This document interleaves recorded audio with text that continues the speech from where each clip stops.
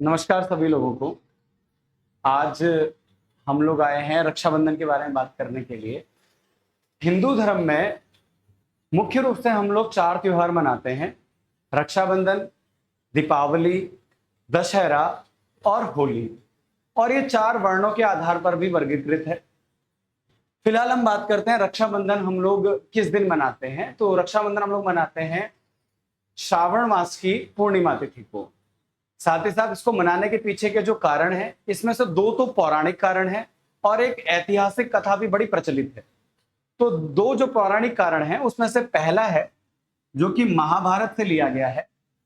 महाभारत ग्रंथ के प्राथमिक वाले जो अध्याय हैं उनमें जब कृष्ण के बारे में वृत्तांत मिलता है तो उसमें एक ये उल्लेख आता है कि जब शिशुपाल बार बार गलतियां कर रहा था और हर एक गलती मृत्यु दंड के बराबर थी, तो उनमें से जो अंतिम गलती थी उसमें कृष्ण भगवान ने अपना सुदर्शन निकाला और जिससे उसका वध किया।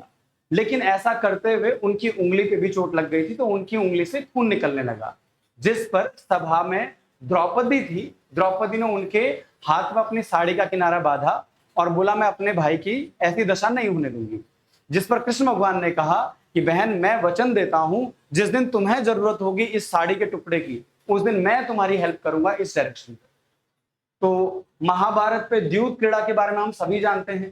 तो द्यूत क्रीड़ा में जब युधिष्ठिर हार चुके थे उनको, और चीर हरण का दृश्य सभी ने देखा है।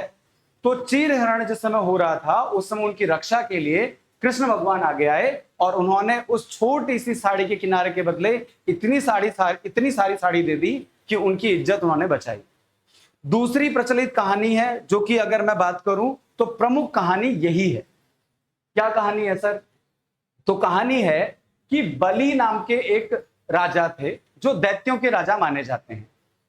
तो राजा बलि राक्षसों के कुल में पैदा होने के बावजूद बड़े ही दानवीर और बड़े ही धर्मात्मा व्यक्ति थे। तो हुआ क्या, भगवान श्री हरि ने उनकी परीक्षा लेने की सोची और एक बौने का रूप धारण करा, जिसको हम लोग वामन अवतार बोलते हैं। बौने का रूप धारण करा और उनके सामने गए और बोला, अगर आप दानवीर हैं तो मैं आपसे दान में बस 3 पग जमीन मांगता हूं कि 3 कदम रखूंगा मैं जहां पे, वो 3 कदम के युक्त जो जमीन होगी आप वो मुझे दे दीजिए। तो राजा बलि बोले कि आप दान कुछ बड़ा मांग लीजिए, 3 पग क्या होता है, आप जितना चाहो मांग लो, 3 पग तो कुछ भी नहीं है। मेरे अंडर तो धरती भी आता है, ऊपर का स्वर्ग लोक भी आता है, मेरे अंडर बहुत कुछ आता है। आप 3 पग नहीं और जो मांगना मांगे। वो बोलते हैं नहीं नहीं, मुझे बस 3 पग चाहिए। तो बोलते हैं ठीक है, आपकी जैसी इच्छा। तो वामन अवतार में श्री हरि थे, अपना रूप विराट करते हैं वो, और पहले पग में संपूर्ण धरा को नाप लेते हैं, दूसरे पग में स्वर्ग लोक को पूरी तरीके से नाप लेते हैं। अब तीसरा पग रखने के लिए जगह ही नहीं बचती है। तो राजा बलि बोलते हैं, प्रभु ये पग आप मेरे सर पे रख दीजिए। तो भगवान विष्णु बड़े खुश होते हैं, कहते हैं मजा आ गया यार, ऐसा होना चाहिए दानवीर। तो बोलते हैं, पहला वरदान तो मैं तुम्हें यह देता हूं कि तुम सुतल लोक के राजा बनोगे। कई लोग पाताल बोलते हैं, अलग अलग जगह अलग अलग प्रकार के वर्णन हैं, लेकिन जिस बुक से मैंने पढ़ा है उसमें सुतल लोक लिखा हुआ है ना। हमारी धरती के नीचे 7-8 लोक हैं, और तो उनमें से पाताल नहीं, सुतल लोक का इनको राजा बनाया। विष्णु भगवान ने बोला, आज से तुम सुतल लोक के राजा हो, और चाहो तो एक वरदान और मांग लो, जो तुम्हें वरदान चाहिए। तो ये बोलते हैं, प्रभु मेरे को एक वरदान ये चाहिए कि आप हमेशा मेरे साथ रहो। बोला ये तो संभव नहीं है। बोला नहीं नहीं, मैं चाहता हूं आप मेरे हमेशा मेरे द्वार पे रहो, मैं जब चाहूं आप मेरे पास आ जाओ। तो बोलते हैं ठीक है, आज से मैं तुम्हारा द्वारपाल। विष्णु भगवान उनके द्वारपाल बन के रहने लगते हैं। अब आगे क्या होता है, ऊपर वैकुंठ में लक्ष्मी मैया अकेली हैं। अब उनको याद आती है अपने पति की, यार मेरे स्वामी तो आ ही नहीं रहे घर। तो वो वापस आती हैं, वो आती हैं सुतल लोक में, बोलती हैं कि मेरे प्रभु को छोड़ दो, मैं तुम्हें आज से अपना भाई मानती हूं और ये रक्षा सूत्र लाई हूं और रक्षा सूत्र से तुम्हें बांधती हूं।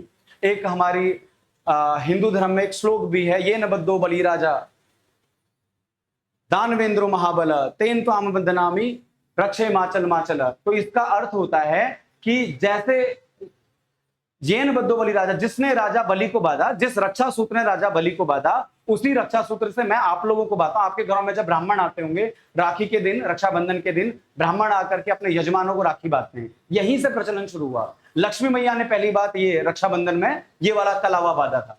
उन्होंने बोला कि मैं कलावा तुम्हें बांधती हूं और आप मुझे वचन दो कि आप मेरी रक्षा करोगे और मुझे दक्षिणा के रूप में मेरे पति मुझे वापस कर दो। तो दक्षिणा के रूप में उनके पति को उनको वापस कर देते। तो ये प्रमुख कहानी थी जिसकी वजह से रक्षाबंधन प्रचलन में आया। ऐतिहासिक कहानी भी है। अगर मैं इतिहास की ओर बढ़ूं, यहां तो मेरे पास ऑथेंटिक बातें हैं। ऐतिहासिक कहानी की बातें अगर मैं करूं तो राणा सांगा, जो कि महाराणा प्रताप के दादाजी थे, महाराणा प्रताप के दादाजी राणा सांगा युद्ध में मारे जा चुके थे। उसके बाद लगभग 5 या 6 साल बाद, एग्जैक्ट बताऊं तो लगभग 6.5 साल बाद, उनकी पत्नी, जिनका नाम है रानी कर्णावती, तो रानी कर्णावती अपने आप को बेसहारा सोचने लगती है। सोचते कि अब तो मेरे बेटे तो छोटे छोटे हैं। अच्छा, रानी कर्णावती का पुत्र महाराणा प्रताप है। ठीक है, फील करिएगा हिस्ट्री में किस लेवल पे बता रहा हूं आपको कि उनके पुत्र का पुत्र आपका महाराणा प्रताप जी है। तो क्या हुआ कि अब ये खुद को अबला फील करने लगे कि मेरा तो कोई है ही नहीं, मेरा तो कोई रक्षक ही नहीं है। और गुजरात के एक राजा थे, वो इन पे आक्रमण कर देते हैं कि हम लोग मेवाड़ को जीत लेंगे, क्योंकि मेवाड़ तो अब फ्री है। जो राजा था वो जा चुका है और बाकी जो आने वाले राजा हैं वो अभी बच्चे हैं। तो ये सही समय है कि हम लोग आक्रमण कर दें। तो सही नेतृत्व नहीं होने के कारण इनकी जो जमीन है, इनका जो क्षेत्र है, वो हम अपने कब्जे में ले सकते हैं।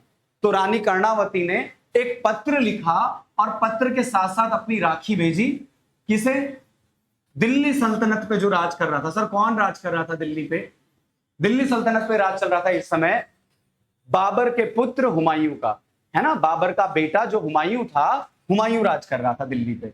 तो हुमायूं को राखी लिखी और रक्षा सूत्र भेजा अपना कि मैं आपको भाई मानती हूं, मेरी रक्षा कीजिए, गुजरात का राजा मुझ पे आक्रमण करने आ रहा है। और बोला जाता है ऐसा कि हुमायूं ने उनकी रक्षा की। तो इस प्रकार से 3 कहानियां हमारी बड़ी प्रचलित हैं। 2 हमारी पौराणिक कहानियां हैं और एक हमारी ऐतिहासिक कहानी है। इन 3 कहानियों से अल्टीमेटली हमें यह समझ में आता है कि कहीं ना कहीं रक्षा धागा या रक्षा सूत्र में यह बताता है कि ये भाई बहनों के प्रेम की कहानी है कि अगर किसी बहन ने अपने भाई को राखी बांधी है तो भाई अपना वचन देता है कि मैं जीवन भर आपकी रक्षा करने के लिए बाध्य हूं। आप पे कोई भी समस्या आएगी तो मैं पहले आपके लिए खड़ा हूं। धन्यवाद।